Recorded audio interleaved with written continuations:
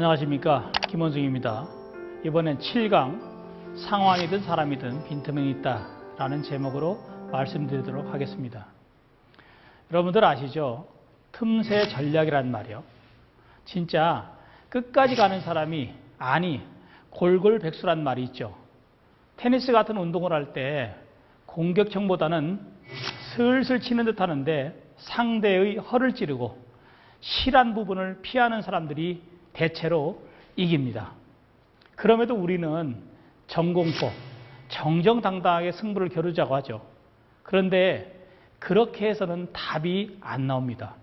바로 손자병법의 허실편은 중국 병법뿐만 아니라 직장 생활에서 힘든 부분에서 우리가 대처할 수 있는 중요한 방안을 보여줍니다. 바로 손자는 이렇게 얘기를 했죠. 용병이란 속이는 이치다 라는 말을 했는데, 상대편의 경계심을 누그러뜨려 원하는 바를 성취하는 것, 이것이 바로 상대의 전세의 허실을 파악함으로써 내가 승리할 수 있는 기반을 잡는다는 거죠. 이것은 이 허허실실, 즉 허실편은 지피지기, 백전불태 이 말과도 연관이 되고요. 그 다음에 이 허실은 기습과 전공, 즉 기정이라는 말과도 긴밀한 상관관계가 있는 중요한 얘기입니다. 여러분들 혹시 그 모임에서 와인 좋아하시나 모르겠습니다. 그 오바마와 레이디 가가의 와인이라고 하죠. 그 켄달 잭슨이라는 와인이 있습니다. 사실 가격대가 그렇게 비싸지도 않아요. 뭐 한 4, 50불, 뭐 싼 것은 한 30불 정도 되는 거니까 3만 원에서 한 5, 6만 원대까지 그런 와인입니다. 근데 그 켄달 잭슨이 탄생하게 된 일화가 있습니다. 뭐냐면 그 당시 그 미국 와인 시장에서 주로 5달러에서 10달러짜리 저가 와인과 100달러짜리 이상의 고가 와인, 즉 저가 와인과 고가 와인이 양분된 시장이 형성되어 있었는데요. 바로 이 켄달 잭슨의 그 설립자인 제스 잭슨은요, 와인 사업을 하면서 바로 그 중간급을 공략해서 성공할 수 있다고 확신을 가졌습니다. 그러니까 말하자면 5달러짜리에서 10달러짜리, 그 다음에 100달러에서 200달러짜리라고 하는 그 저고가의 그 중간급을 분명히 생각을 했고, 그 중간의 그 부분이야말로 허한 부분, 즉 빈틈이다 라고 생각했던 거죠. 바로 제스 잭슨은요, 그 당시 52세에 와인 사업을 시작했는데, 그는 원래 부동산 전문 변호사 출신이거든요. 근데 그 당시 대부분의 경우는 포도 농장을 미리 계약하고 그 포도 농장에서 나오는 그 포도를 가지고 와인을 빚는 것이 관행이었습니다. 근데 이 제스 잭슨은 정반대로 했습니다. 뭐냐면 와인 제조 전문가를 섭외해서 그들과 함께 포도 농장을 방문해서 그 와인 제조 전문가가 원하는 포도를 구매하기로 정한 거죠. 바로 와인 제조 전문가를 영입해서 포도 재배하는 농장을 직접 찾아다니면서 공급 계약을 맺은 겁니다. 그 기존의 포도 농장에서 나오는 포도를 가지고 수동적으로 생산하는 와인과 다른 방식인 거죠. 그래서 그 잭슨이 무슨 얘기를 하면서 얘기를 했냐면, 소비자가 가장 중요하다. 바로 보통 사람도 쉽게 마실 수 있는 훌륭한 와인을 우리는 지향한다. 그 훌륭한 와인이라는 것은 와인 전문가가 직접 포도 농장을 방문해서 만드는 그런 와인이다 라고 생각했던 거죠. 바로 그 제스 잭슨의 그 공략은, 허실 공략은 성공을 했습니다. 그래서 지금까지도 그 많은 사람들이 그 켄달 잭슨을 비교적 아주 고가 와인은 아니지만 그래도 비교적 괜찮은 와인으로 생각을 하는 거죠. 이것은 제스 잭슨이 갖고 있는 허실 공략 작전이 아닐까 생각을 하는 겁니다. 그렇다면 손자가 얘기하는 것은 뭘까요? 손자는 딱 4글자로 규정을 하고 있습니다. 적군의 충실한 부분을 피하고 허약한 부분을 공격하라. 즉 피실격허라고 하는 그 유명한 사자성어를 얘기합니다. 그러면서 뭐라고 얘기하냐면 병력이라는 것은 많아도 필요가 별로 없다. 즉 병비익다. 즉 병력이 더욱 많을 필요는 없다. 적은 병력으로도 얼마든지 상대의 허한 부분을 공략하고 실한 부분을 피하면 충분히 승산이 있다라고 생각했던 거죠. 하나의 예를 한번 들어보겠습니다.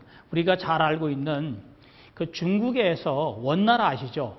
원나라는 몽골족이 지배를 했고 청나라는 만주족이 지배를 했습니다. 그렇다면 그 당시 원나라 병사들, 즉 원나라 사람들이 몇 명인 줄 아세요? 진짜 적었습니다. 100만에서 200만 정도. 그 다음에 만주족도 200만은 결코 넘지 않았죠. 근데 그 원나라의 적은 숫자와 청나라의 그 적은 숫자, 즉 원나라의 몽골족과 청나라의 만주족이 그 많은 중국 한족들을 공략하는 데 성공을 했습니다. 왜 그럴까요? 바로 한족이 갖고 있는 농경족, 농경민족이라는 것을 그 기마민족, 기마족이라는 그 몽골족과 만주족이 그 부분을 장점과 단점, 허와 실 부분을 확실하게 이해하고 공략했던 것이죠. 그렇기 때문에 그렇게 해서 약자지만 몽골족이 중국 전역을 통치를 했고 무려 한 160여 년 동안요. 그 다음에 만주족이 청나라를 270년 가까운 그 기간을 통치할 수 있었던 것은 분명히 약자라고 해서 영원히 약자가 아니고 강자라고 해서 영원히 강자가 아닌 바로 규모의 열세의 문제가 아니라 허와 실을 찾아내서 공략하는 것이 대단히 기능한 것을 보여주고 있는 거죠. 바로 이런 생각을 하죠. 동물의 왕국 같은 걸 보면 사자가 왜 들소 무리들 중에서 하나를 잡기 위해서 그 주로 무리를 이탈한 허약한 들소를 노려서 기습 공격하는 것이 나오죠. 바로 같이 뭉쳐있는 그 부류에 껴있으면 실한 부분이기 때문에 그 부분을 공략하지, 거기에 있는 들소는 공격하지 않습니다. 그 무리에서 떨어져 나온 허한 놈, 그 놈을 하나 공략함으로써 그 대열이 흐트러지고 또 대열이 흐트러지는 틈을 타서 다시 공략하는 것이 바로 허실 전략의 하나의 또 사례가 되겠죠. 그래서 그 손자는 바로 이 네 가지, 즉 적을 이기기 위해서는 상대를 속이고 위장해서 생각하지 못한 부분을 공격하라. 손자병법 개편에도 나오는데요. 뭐라고 얘기하고 있죠? 능력이 있는데 능력이 없는 것처럼 보이고 용병을 하되 용병하지 않는 것처럼 보이고 가까운 곳을 노리면서도 적에게는 먼 곳을 노리는 것처럼 보이게 하고 먼 곳을 노리면서도 적에게는 가까운 곳을 노리는 것처럼 한다 이거죠. 그리고 한마디 또 더 붙입니다. 그들이 방비하지 않은 곳으로 공격하고 그들이 생각하지 않은 곳으로 출격하라. 특히 맨 마지막에 나오는 그들이 생각하지 못한 곳을 출격하는 것, 이것이 바로 허실 전략, 즉 상대편을 속이는 전략에서 대단히 중요한 하나의 그 의미를 던져주는 거라고 생각합니다. 그리고 손자는 여기서 허실 전략을 얘기하면서 기정 전략을 얘기합니다. 기정 전략. 이 기정이 뭐냐면요. 우리가 기습과 전공 전략 아시죠? 기습. 우리가 그 전쟁을 하면서 또 싸움을 하면서 뭐 직장에서도 마찬가지입니다. 항상 정정당당, 정면 승부를 그 모토로 삼지 기습. 왠지 기습하면 기자라는 개념은 뭐가 떠오르죠? 기묘한, 변칙적, 비정상적, 이상한, 파격적, 혁신적 이런 개념이 좀 많이 떠오르지 않습니까? 그렇다면 손자는 여기서 뭐라고 얘기하냐면 전공으로 일단 공격을 해라 이거죠. 전공법으로. 그러나 최종의 승리는 기습으로 낚아챈다 이거죠. 그래서 마치 하나의 또 재미있는 예를 들면 여러분들 백화점 가보면 알죠. 백화점에서 가장 많이 붐비는 데가 어디죠? 맨 밑에 있는 식당 갑니다. 지하 식당. 그렇다면 대학병원도 많이 있죠. 대학병원 뭐 주변에 있는 병원을 가보면 결국은 손님들이 많고 환자들이 많이 가는 곳이 대학병원에 있는 커피숍과 빵집이죠. 그렇다면 아마도 백화점도 그렇고 대학병원도 그렇고 정에 해당되는 백화점의 그 물품이 있는 곳보다는 허에 해당되는, 허가 바로 기죠. 기에 해당되는 식당이라든지 대학병원도 빵집과 빵과 커피가 있는 그 기, 그 부분에서 실질적인 소득이 나온다고 얘기할 수 있는 겁니다. 이런 부분에 또 하나의 사례를 얘기한다면요. 다윗과 골리앗의 싸움도 기정 전략이라고 저는 생각합니다. 즉 골리앗이라는 거대 완전 무장한 그 군인을 이길 틈이 없죠. 근데 다윗이 어떻게 했습니까? 다윗은 돌팔매 소년이잖아요. 바로 골리앗의 가장 그 허한 부분, 가장 그 약한 부분이 바로 이 이마에 있다는 걸 알고 바로 그 돌로 이마의 정중앙을 맞춰서 그 골리앗을 쓰러뜨리죠. 바로 그게 뭡니까? 기정 전략에서 정보다는 기 쪽으로 승부를 한 거죠. 또 하나의 예를 들어보면 구글의 생존 전략도 기정 전략으로 분석하는 분들이 많습니다. 왜 그러냐면 구글은요 굉장히 자유로운 분위기로 유명하죠. 직원들에게 20%의 시간을 할애해가지고 일 이외의 걸, 즉 구글에서 여러분들이 할 수 있는, 책상에서 할 수 있는 이런 일을 하지 말고 여러분들 나름대로 하고 싶은 걸 무조건 해라 라고 20%를 직원들에게 선수한다고 합니다. 근데 놀랍게도 구글의 창의력은 20%, 즉 일 이외의 것을 하는 것에서 나온다고 하는 그러한 분석표가 있는 겁니다. 이렇게 본다면 우리가 정으로서 맞서 싸우는 것은 분명히 전략이고 정통한 것이지만 그건 한계가 있죠. 오히려 기를 통해서 기상천외한 전략으로 승리를 거머쥐는 것, 이것은 바로 허실실이라고 하는 허실, 즉 허한 부분을 공략하고 실한 부분을 피하라는 그런 것과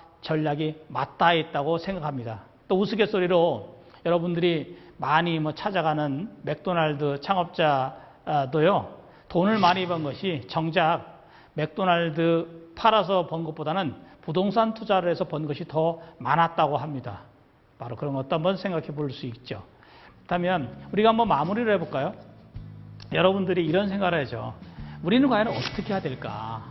전공법으로 승부를 내겠다는 사람, 기본적으로 자신의 형제 능력을 대단히 과대평가를 합니다. 근데 너무 지나치게 과대평가를 하지 말라는 거죠. 물론 그렇다고 해서 매사에 너무 지나치게 허허실실로 가면 사람이 정말 좀 실없어 보인다고 하고 문제가 있다고도 또 오해할 수 있으니까 남들이 봤을 때 허허실실하는 여유가 있지만, 그러나 그러한 여유를 갖되 상대편, 또 우리가 직장 생활하면서 내가 부족한 부분이 허라고 한다면 상대편이 강점이 실이겠죠.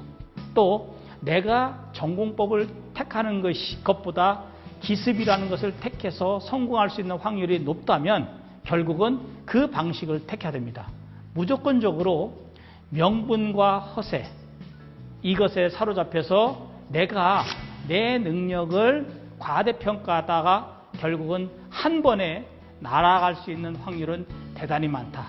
여러분들은 어떻게 생각하시십니까? 상황이든 사람이든 분명히 빈틈은 존재하겠죠. 그러한 빈틈, 그것을 어떻게 공략하는가 하는 문제가 대단히 중요한 겁니다. 감사합니다.